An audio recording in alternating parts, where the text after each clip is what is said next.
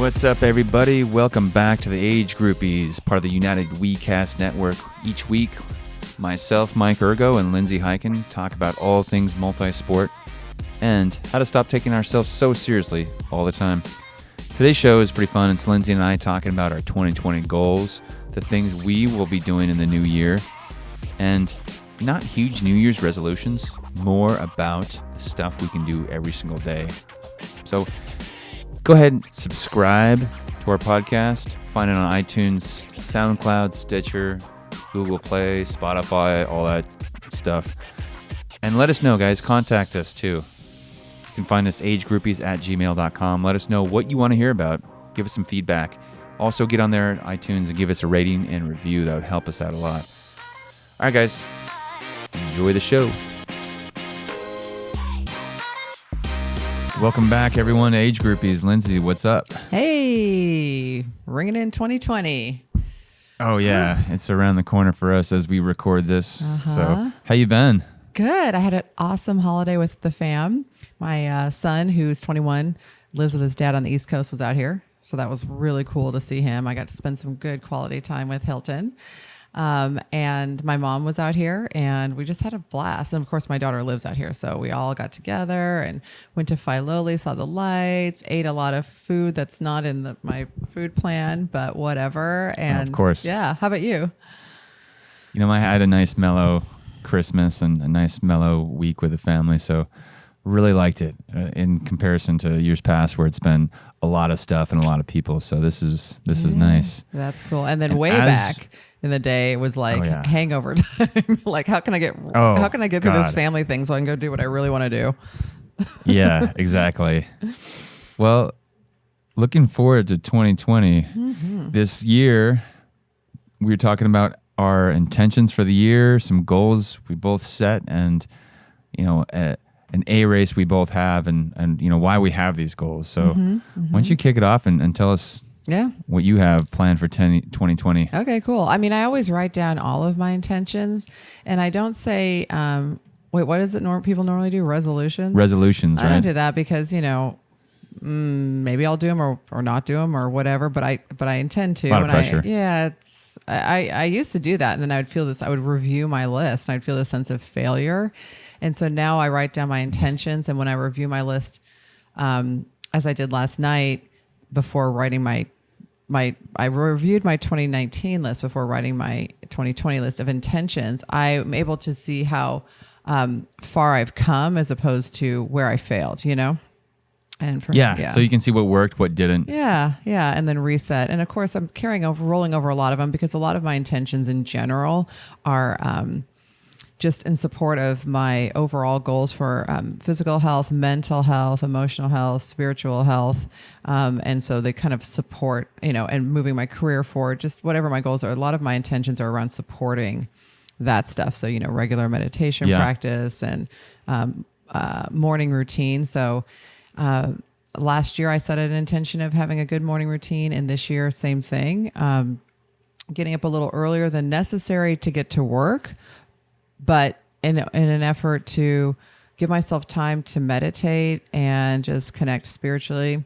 And then also sort of map out my day. I use one of those like journals to kind of plan my day. I just write it in bullet journal. And so I'm able to like sort of chunk out my time because I'm somebody who loves to just procrastinate and fart around all day, chat with my friends, texting, sending stupid memes. I get on social media. I mean, I could just all day. So if I time block out my time in my journal, you know, my bullet journal, and write down the tasks for the day and any appointments I have, it helps me be like, oh, it's 10 o'clock. I need to go do this, not be on Snapchat taking pictures of myself with a stupid filter, you know? Exactly, yeah. So my morning routine, you know, sticking to my morning routine for 2020 is going to be very big in supporting all of my goals professionally and personally, and especially, you know, where training is concerned, because doing what I need to do in the morning to set myself up for success during the day with all of the things I need to do, whatever those are. I mean, it could just be like, I've got to get to the grocery store and I've got to do this for work or whatever. Will allow me to have the space that I need later in the day to work out. or if it's going to be hectic later in the day, it'll give me the time I need in the morning, to get the workout in instead of sort of procrastinating and then not having the time. Right. That's a huge thing. Like mapping out my day. I have that in there too. Yeah. And it's actually part of my routine for going to bed. Okay. Visualizing exactly when and exactly what I'm doing the next day, kind of going over what I'm doing, because even if I have the right time or if I allot the right amount of time, sometimes I won't really look at the specific workout I'm supposed to be doing for that day until I start. And then I'm like, oh, okay, I'm supposed to be doing intervals today. And that just, all these extra things that I wasn't counting on or didn't read beforehand adds more time and more wasted time. And especially if in the morning, because I work out in the morning. And then it's just, my brain's not at full capacity yet. So things take, 5 to 10 times longer to figure out.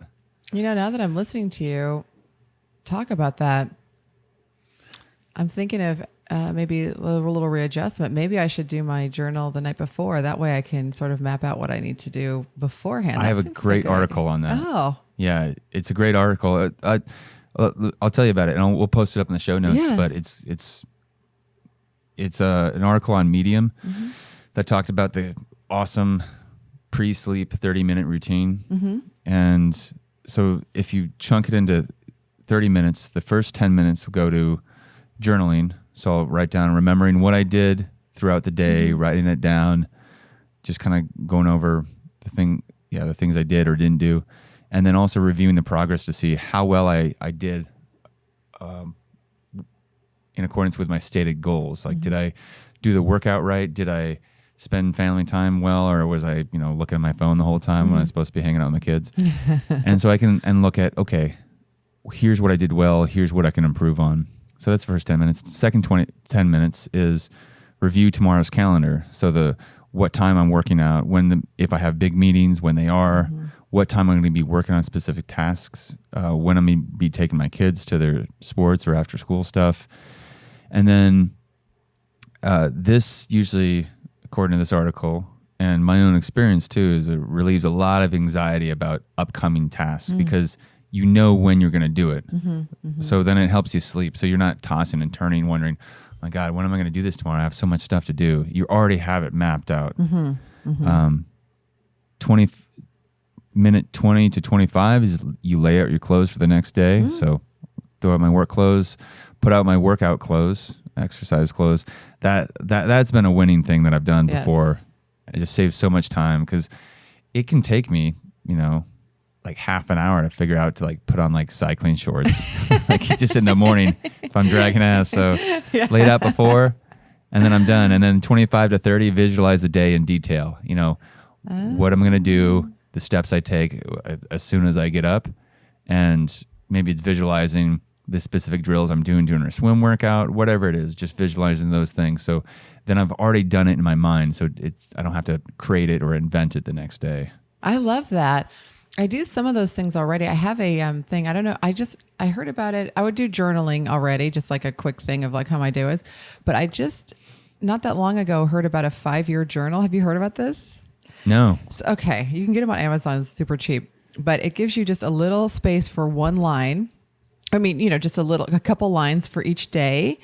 But it has 5 lines each page. So say on December 31st, it's got the first line 2019, the second one 2020, so that you go around in circles so that when I write on December, cool. So this day next year, I'll see what I wrote for 2019 and then 2020.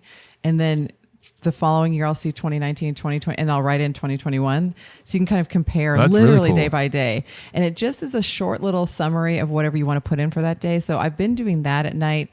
And then I have a 12-step thing I do called a 10th step. And it's basically reviewing my day and, if I was riddled with fear, what was a win, what I could have done better, if I owe any amends to anybody. And then I do a little gratitude thing. And then I meditate for a few minutes. That's my normal routine. But I like the idea of rolling in some,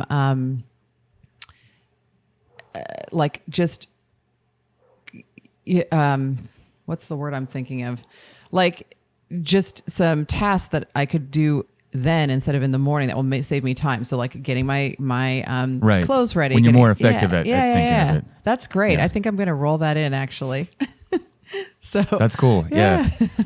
We can see how it goes because I think just there's simple little tweaks that can really affect the trajectory of your day. Yeah. Like looking back on what I did in 2017 and 2018 for about half the year, it was every morning I'd get up, I'd take a cold shower for about 3 minutes, and then I'd be awake, and then I'd be feeling those like endorphins, and then I would meditate for 10 to 30 minutes. And then I'd read these affirmations I wrote of just how I want to be. And that was what the nice thing about it was. Each individual thing had a specific thing that helped me physically, emotionally, mentally. But just the fact of having an actual routine focused my mind. It could have been, whatever I inserted in there, as long as I did it every single day. Because then I'm focused, I'm ready, my body is ready, as opposed to getting up, kind of wondering, well, should I look at Instagram or walk around, wandering around my house. It's unfocused, and then it's harder to really get your day started when you start it out unfocused. Oh, I hear that. I can get a cup of coffee going and flip on HGTV and get sucked into a house remodel like nobody's business at 5 a.m. Like, ooh, look what they're doing. Like that has no bearing on anything in my life right now, but it's just like cozy and it's not really supporting my goals, but that's the like easier, softer path for my brain just to chill out. Those things are nice, like maybe like a Sunday morning, if you plan for them, say, okay, this is a planned laziness or planned relaxation or planned whatever time. But don't you notice like when you do those things in spite of a busy day that it just adds more stress? It's just, we pretend it doesn't, but if you're really checking in with yourself, you know how much stressful it is, and you're like, the reason I did this was to have fun, and it's having the opposite effect. And the whole effect. time I'm quote unquote having fun, I'm like, there's this little voice in my head like, you lazy motherfucker, you've got so much to do. It's not that relaxing. Yet I'll be sucked in and just staring at it. So I hear you. I've actually have that on my intentions is sort of limiting the social media and the TV time. Not that I do tons and tons of TV time, but what I will do is at the end of a day when I've kind of completed all my tasks, I can plop on the couch with Josh or something, and what it'll do is eat into my sleep because I'll stay up, maybe just only half an hour later than I intended, but then now I'm not getting 8 hours of sleep, and I'm someone who really needs 8 hours. So I've kind of limited as part of my intention the TV time so that I can get good sleep. I just started reading a book. I'm about halfway through it. It's called Sleep, and the author's name escapes me right now. We'll link to it on the show notes, but he talks about the idea of getting sleep cycles. So it takes about 90 minutes for a complete sleep cycle, to go through the different brain waves, REM sleep, and then deep delta wave sleep. And his theory is that, I guess this guy who's worked with, I think it was like Manchester United's soccer team and a lot of the British high-performing athletic teams, that when you get those sleep cycles in, you aim for getting a certain amount of sleep cycles per night. But really, if you have a bad night of sleep, just trying to make up for it throughout the week. So aiming for getting a certain number of sleep cycles during the week. Oh. And that way, like when you wake up at a certain time, if you wake up at the same time, it really helps you to be ready right then, as opposed to waking up with your alarm going off when you're in the middle of deep sleep and you come to and you're really groggy. Right. And I've heard about the sleep cycle. I mean, I haven't read this book. It sounds super interesting. But I have heard about the sleep cycles that like one of the things not to do is set your alarm and hit snooze, like go back, because you might fall back into a sleep cycle. And then, if you're hitting snooze, you got to pull yourself out of it. You're better off just getting up when it takes you longer to wake up and you're groggier. It's not when you want to be up. Yeah. I think I'm going to give it a try. Not totally sure on it yet, but I'll incorporate it some way. We'll talk about it. As far as 2020 goals, my number one goal is to get good quality sleep. Okay. And then this will line up for all the training I'm doing to maximize the amount of training I'm doing, maximize my body's recovery. Sleep is my number one goal for 2020. So first of it will having my phone away an hour before I go to sleep. Having that 30-minute routine that we talked about, and then the sleep tech I use the Breathe Right strips on my nose. You see that, like, football players wear that a lot. Yeah. That has made it so much easier to get deeper sleep because I can breathe through my nose and not wake up mouth breathing. Or awesome. So that works for you. Love it.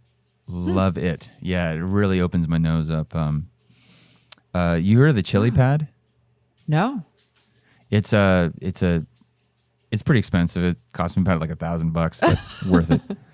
It's you put it on just above your mattress and under the fitted sheet. It circulates water in through these tubes at a certain temperature, and so you can set it up so for like my wife and I, we have different temperatures where we're comfortable. Yep. And so we don't have to like pull blankets off, kick blankets off, argue over temperature like that, because you can set it. So I set it to a way that's a little bit cooler than she likes on my half, and then her half she can set it to whatever temperature she wants. That way we don't have to worry about the window being open or not, or how effective the fan is. So that's helped. That was a chili awesome pad investment. Now I this is a total aside and not anything you can relate to, but as a woman of a certain age that I am, being randomly super hot in the middle of the night is something that has happened, and that sounds like awesome. Like, this is something women who aren't even athletes could use, just for cooling off when it's that hot time. Oh, yeah. Oh my gosh. Yeah, it sounds. I first heard of it from Tim Ferriss, the productivity guru. Yeah. It talked about it, and when I eventually could afford it and set some money aside for it, I pulled the plug and got it, and really happy with it. I gotta have to save for a new thing now. Yeah, it's cool. And then I have a sleep mask I wear, not all the time, but if there's lights on somewhere, and they're going to be hitting my eyes. Yeah, I try to make my room as dark as possible, which is same. Worked out now. And then recently I got a mouth guard because I noticed that I'll grind my teeth. Yeah, and that helps. The one I got kind of sucks. I got it from Target. I'll probably I think I'm going to get one like a professional one from a dentist. Yeah. So that's awesome. I look I sleep super with a cool. CPAP, so I have a full mask. Yeah.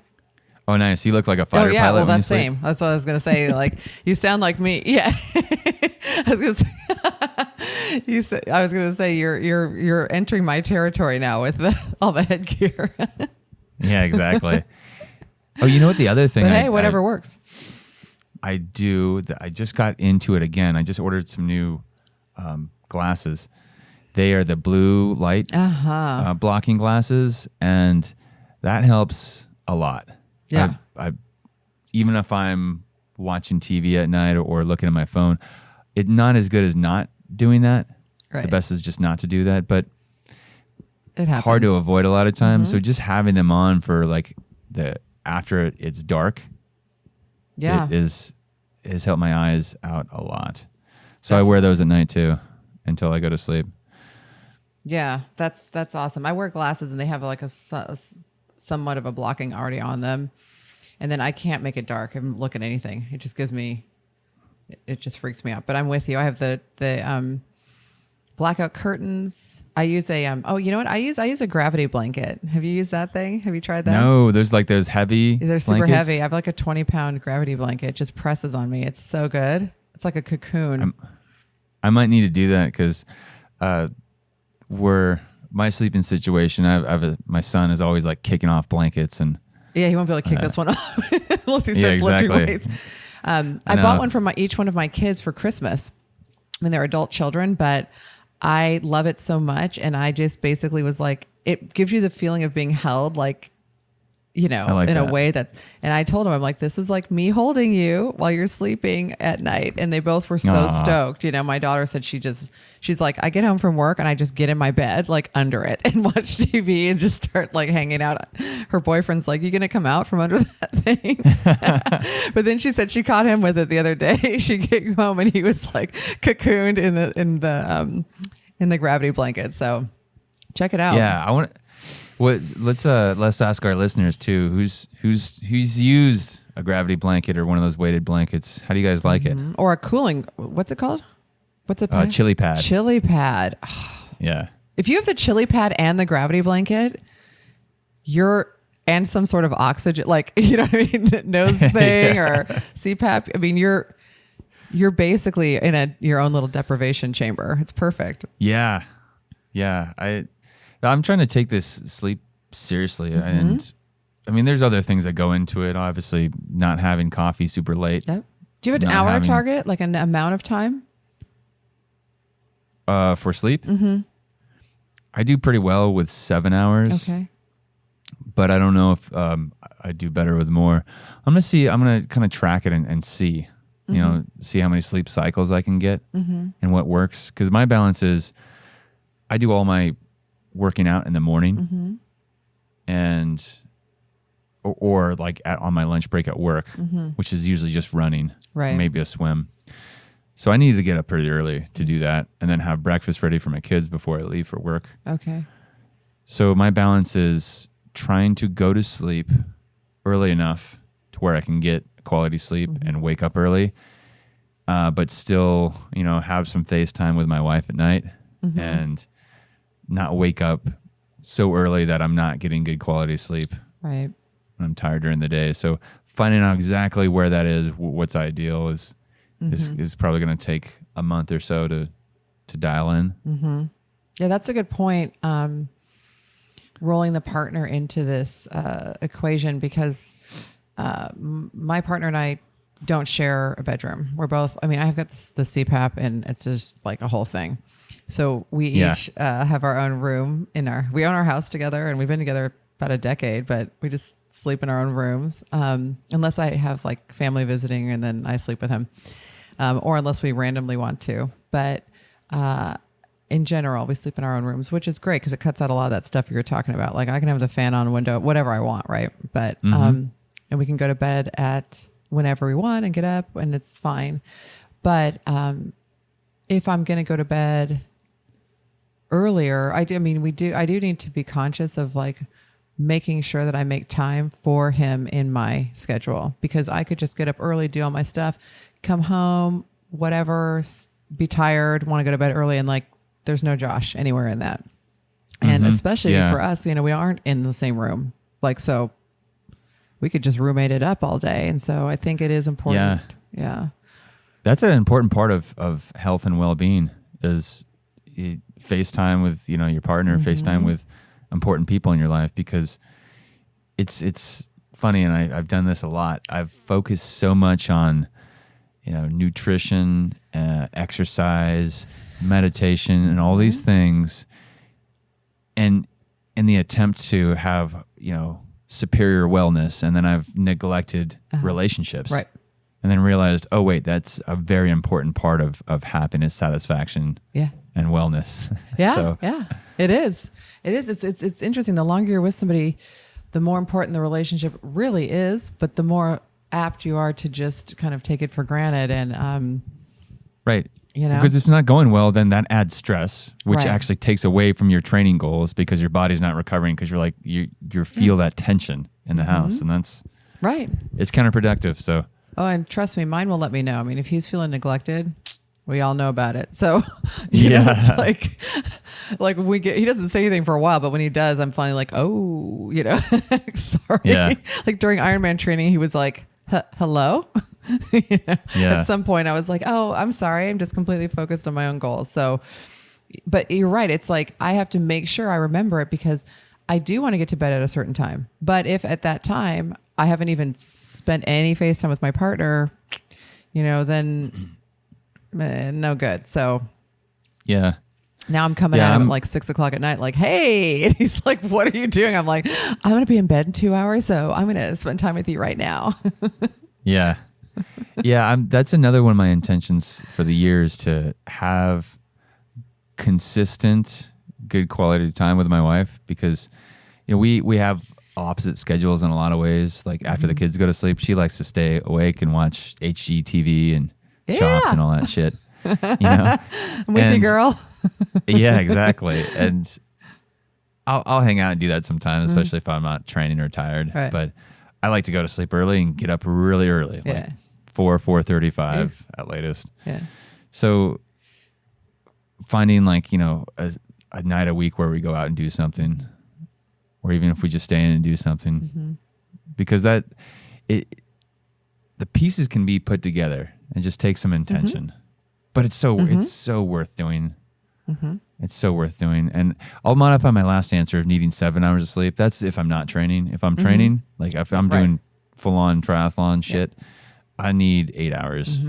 I need like quality sleep too. I hear you. Yeah, I'm like an 8-hour baseline. And if I'm training, I really need more like 9, which is crazy. But that if I have 9 hours of sleep, I can handle anything that comes my way during the day.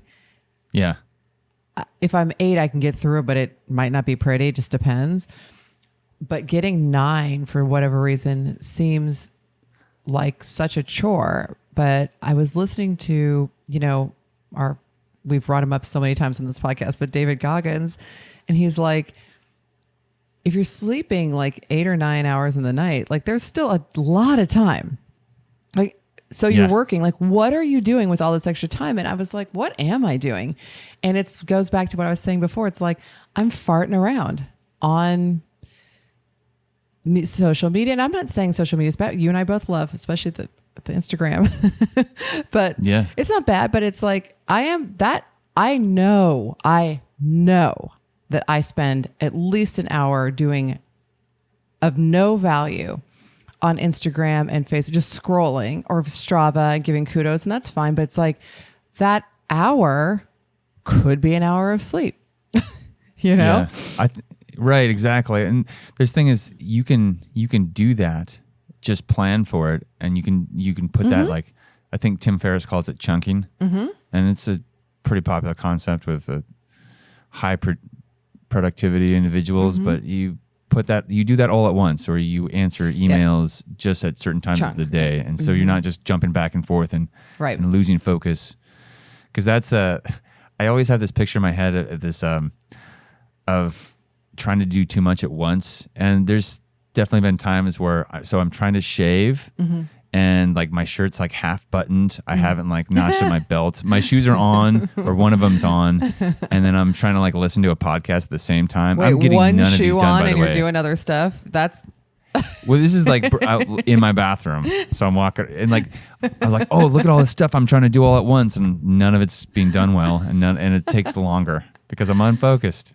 I mean, I feel like that's the craziest shit you've ever said. One shoe on and doing other stuff is like, I mean, I can't, it's a little bit of my like OCD, but for me to walk around with like, I wouldn't take a single step with just one shoe on.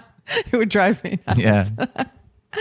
That's hilarious. But I do know what you mean. I'm like that old image of that guy spinning like a million plates, you know, and he's got all these, it's like, I do that regularly, and, don't get anything good. You know, I don't get anything done well, you know, the way that I would like to, I think sometimes.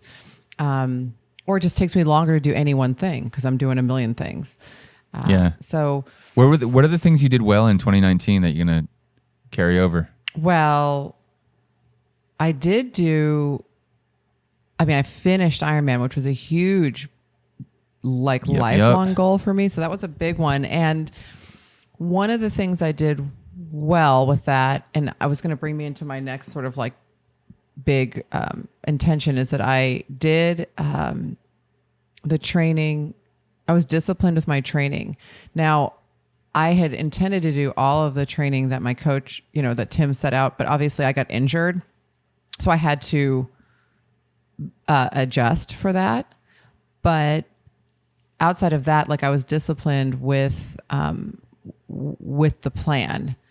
Even when I had to rest, I did the rest that I needed to do to get through the injury, and I did the adjustment. And so I didn't really do something which I've done in the past, which is change a workout or not do a workout or do more than I'm supposed to do based on just how I feel.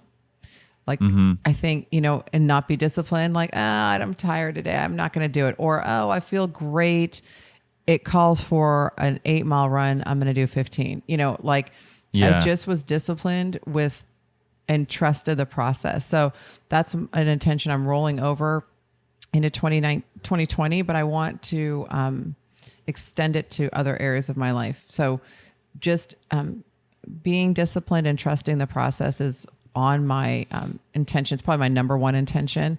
And what I've done here at the end of 2019 during off season is I've set myself up with some various just ways of approaching. So ways of approaching my diet and nutrition, a way of approaching my morning routine. I am going to rework my sleep routine before 2020 actually hits.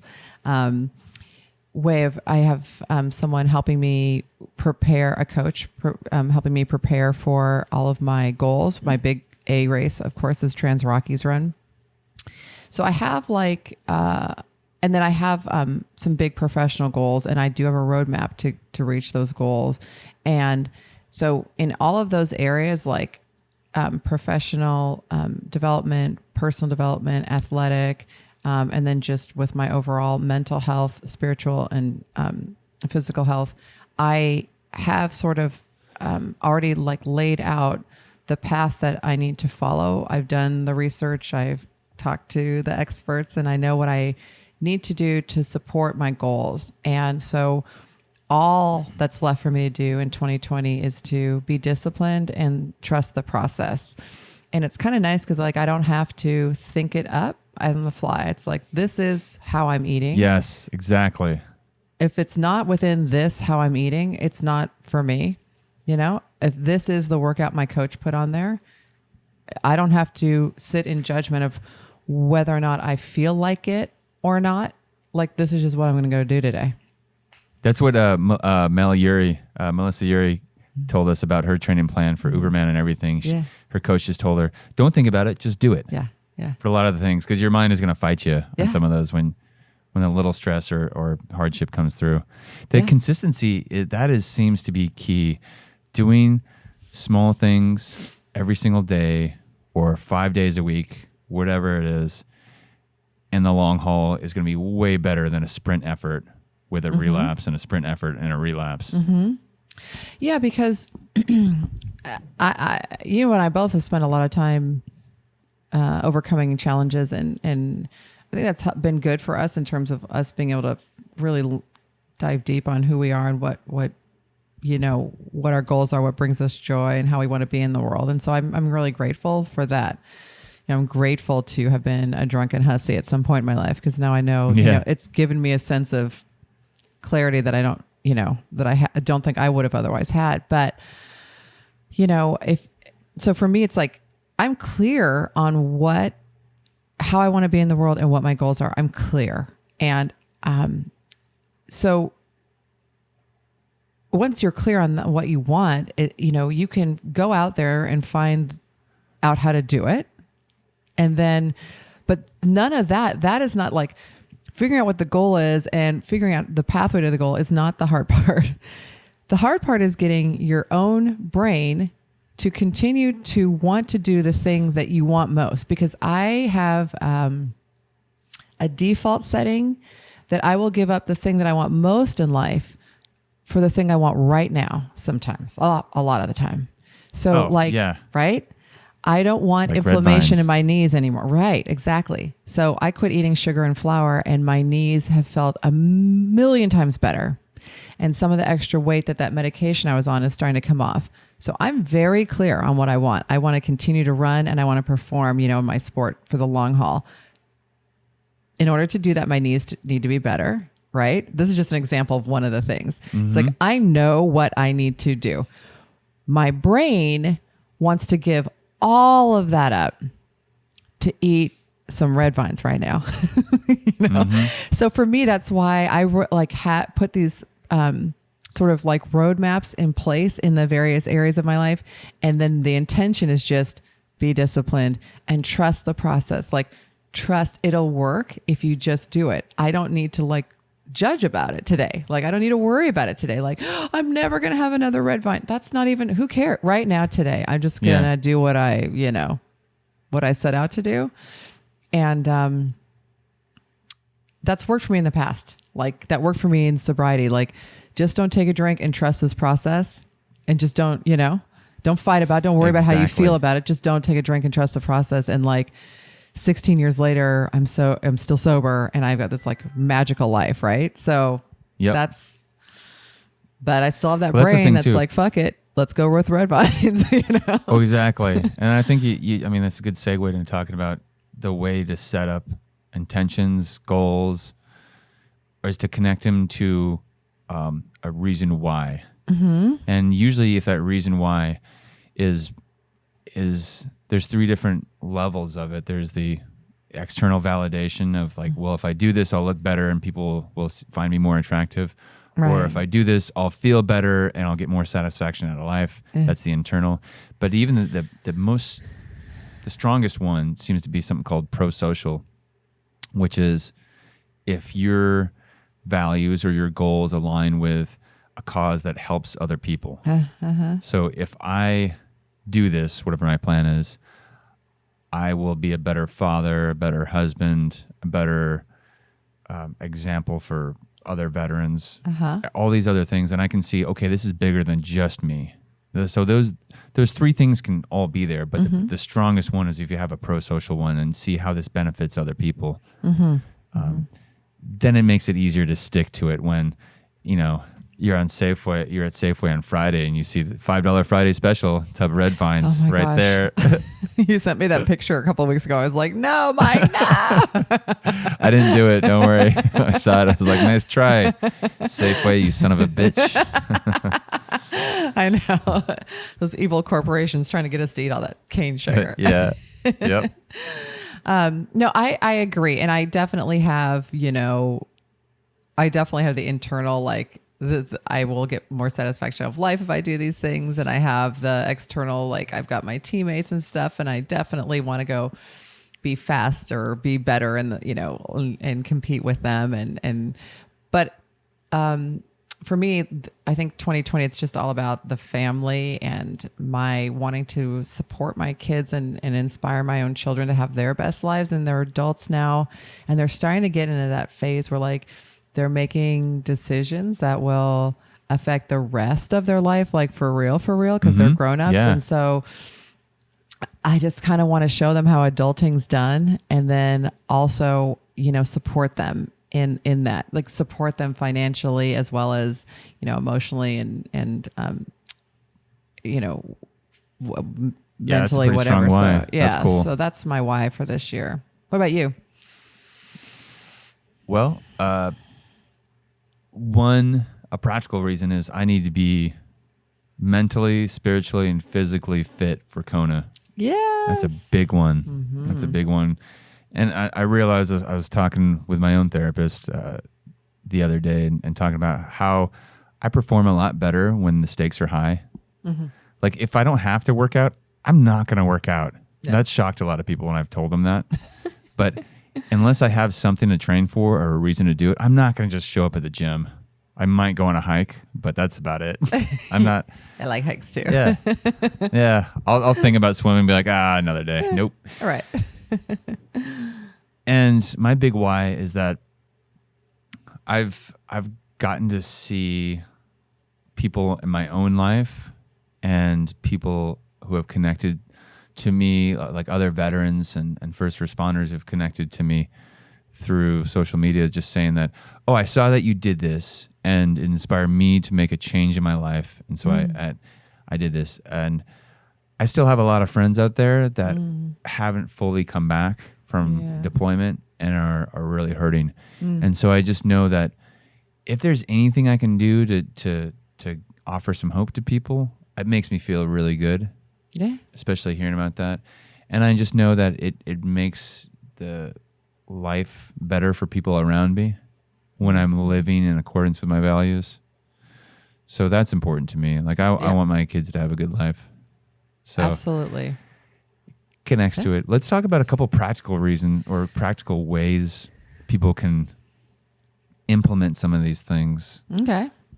I think if people are looking to start making some goals, some intentions, looking at their values, one thing that I would recommend is start off with 1 or 2 things that you can do every single day. Mm-hmm.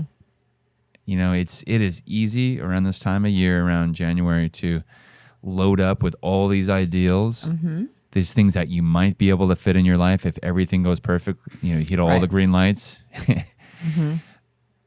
But that usually fails. That's why the gyms come, third week of January make are all their back money. to normal. Yep, that's right. That's yeah, right. exactly. I was going to say that reminds me of when I was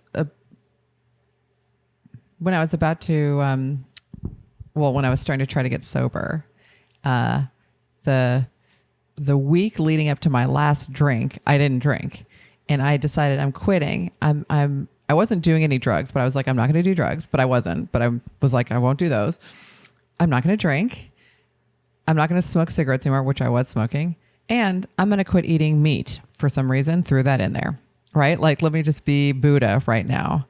And, and it was like, no, honey, you just need to work on one thing. Like, you know what I mean? Like, you don't have to become spiritually enlightened. You just need to put down the wine. Like, that's really what needed to happen. And right. I tried to do everything. And as a result, I made it like 7 days and then I drank. And then the day after that is my sobriety date. Your emotional brain will kick in because you will get stressed out and you go to what you know. Yeah, yeah. So if you haven't established a couple good habits or one good habit to deal with stress, then you're just going to go back to I'll spare you the whole different brain things I tell all my clients, different parts of your brain. But yeah, you'll get stressed out and you'll default to things you've done before.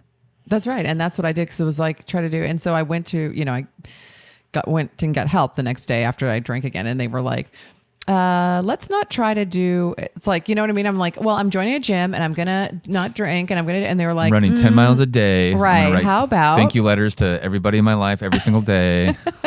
Right. She was like, how about don't drink tonight and then tomorrow morning when you get up, make your bed and then go to work. And I was like, what? And then the next morning that was so hard.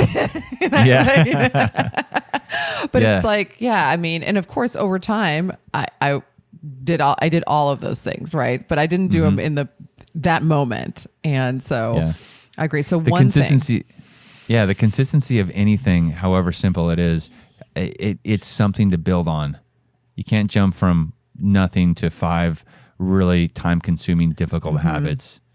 Yeah, it's your brain won't allow it. I feel like your brain will go, I don't know what's happening, but I'm afraid and I need to go back to my default. And you're just going to get that like lizard brain that's going to just be like, nope, I'm going to override everything and we're going to do this. We're going back, so, plus it's, I don't know about other people, or I don't know about you, but that trying to do everything and then failing is painful. Like I need a couple wins here to motivate me. Yeah, well, exactly. Then you fail and you're like, I can't do it. The doubt creeps up and you're like, fuck it, why try? So I think your idea of one thing that you could do daily, how long does it take to change a habit? Do you have any information on that? From 21 days to 90 days. I think that there are different opinions on that, but so eventually you do something simply enough to where the first 3 weeks of it, you really have to think yourself through each step. But then it becomes as automatic as, starting the engine on your car or tying your shoes or other things that your brain has just automated. Right. So once you do that, once they become automated, then you can add something. So maybe every 3 weeks, at the most, adding a new goal that you can build in or a new kind of part of your routine. And it's kind of amazing how once you've built it in, it really will become automated in your brain. I think about like brushing my teeth. I would never not brush my teeth. I would never not brush my teeth. I don't ever get up in the morning or before I go to bed and go, I don't have time. I always brush my teeth. It's not a decision. You just do it. You don't have to sit there and decide. And that's the automation right there. Yeah. So that's where you want to get with some of these habits, especially like the health, like the sleep that's kind of where I'd like to get with those things. Yeah. But it requires you doing it until it becomes habituated. Mm-hmm. So any other suggestions? I think the journaling and seeing what worked, having some way of reviewing what works and what doesn't, not comparing yourself to other people who have done this before and why it's harder for you maybe than it is for other people because they fucking done it for a while. It's automated. Right. Yeah. Taking just really looking at the objective feedback of, okay, I tried this for a week and it worked this well or not well at all. Mm-hmm. And then going off of that data and adjusting how you approach it. There is a solution. It's just learning the signals that your body gives you of why and how. Yeah. Yeah. And also, I think one thing is important to point out, and we kind of alluded to it, but is embracing the human experience. Like I know very few, if any, people who begin on a new journey, like of incorporating a new habit or doing a new sport or whatever, and it's just a straight like line going up in terms of their ability. There's ups and downs, so you may have a little bit of a setback, and embrace. It's like a stock, right? Yeah. Exactly. Stock goes up and down, and hopefully it trends up. Yeah, exactly. Well, if you continue to go forward, the trend will be up. If you look at it from a perspective of trying to do of perfection, that's where you're going to end up quitting. I think that's for me. Yeah. That's what it is. It's like if I want to do it perfect, I'm going to end up quitting because I'm a human and I'm not going to do anything perfect. The other thing about it is when you have those little bumps in the road where you're like, oh my God, I just stayed up till 1 a.m. watching Netflix and you know what I mean? Didn't do any of those things I was planning on doing. Instead of saying, well, I can't do it. This isn't going to work. Think about what you could learn from that particular bump in the road and then just continue on the journey. Right. Just start over the next that's day. a good thing because some of these goals are maybe not something you do every single day. Maybe it's you start out doing, I want to do this 3 days a week. Yeah. Because that's better than 0 days a week. Right. Right. Then you can build up to more. But you see what's realistic versus not like how it should be, just how it is. Mm-hmm. If it's really fucking hard, that means it's really fucking hard. So dial it back a little bit. Another big one too is looking at your goals and see if they really align with your values. Like if I have a goal to write a book, but it doesn't connect to anything, I just think I should because other people have done it or, whatever that goal is, it doesn't really resonate with who I am as a person and what's important to me. Why do I have that goal? Is that for other people or for me? Because those goals aren't gonna be, you're not gonna accomplish them.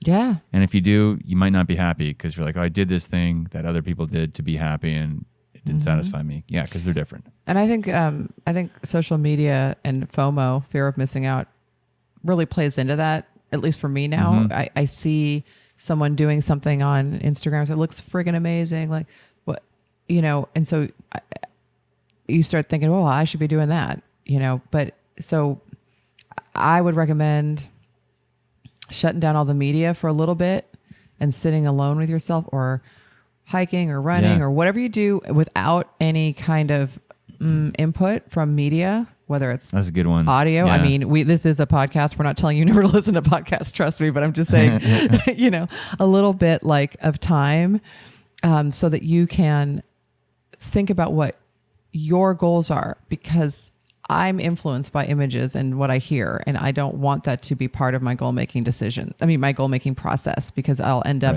making someone else's goal my goal. Exactly. Yeah. Yeah, well, I think we covered it. I think we did too. I think we got a good 2020 vision. Woo! I'm so excited. I hope you guys are excited for 2020. It's going to be great. Yeah, everyone, we'd like to hear what your vision is, what your goals are for 2020. And, Yes, you sir. can write us a review on iTunes and let us know there. Yeah. You can email us at Age Groupies. Tell us what's up. We'll read those on the show because we want to celebrate what you guys are doing.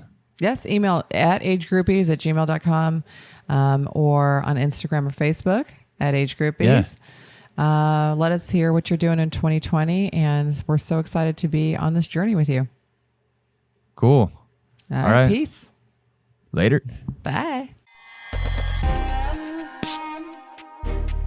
Alrighty, that concludes today's episode of the Age Groupies Podcast with me, Lindsay Hiken, and my co-host, Mike Ergo. We really hope you enjoyed it. You can follow the show on Instagram at Age Groupies, join our Age Groupies page on Facebook, and look us up by name, Lindsay Hiken and Mike Ergo on Strava. If you have questions, comments, or topic ideas, feel free to email us at agegroupies@gmail.com. If you enjoy the show, please leave a rating and review on iTunes or wherever you get your podcasts, as this really helps us get more exposure while we try to grow this little venture. And of course, if you have friends you think might like the show, please be sure to share it with them. But for now, thanks for listening, and we will talk to you next week.